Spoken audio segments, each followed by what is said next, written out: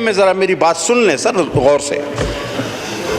मसला ये है सर कि आप किसी फौजी का ट्रायल नहीं कर सकते क्योंकि उनका अपना सिस्टम है, वो खुद उसका ट्रायल करते हैं। आप किसी जज का ट्रायल नहीं कर सकते, उसको गिरफ्तार नहीं कर सकते क्योंकि उसका जुडिशियल कमीशन फैसला करता है। और इन सारे इदारों को बनाने वाली पार्लियामेंट उसके एक मेंबर को कोई एएसआई या हेड कांस्टेबल भी कॉलर से पकड़ के खींच के ले जाता है।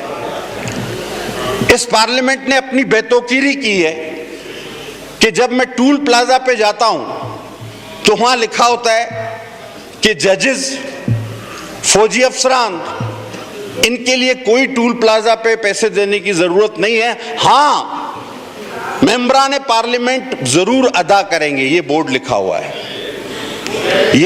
ये बोर्ड लिखा हुआ है वहां पे। तो अगर आप खुद अपनी बेतौकीरी पर उतरे हुए हैं और उसके बाद अगर आप जवाब भी दें तो बजाय पॉइंट जो आया था उस पर जवाब देने के कोई खड़ा होकर ये कहे कि जी चूहे नुमा क्या थे, हाथी नुमा चूहे आ गए, गंदुम खा गए, कुत्ते खा गए।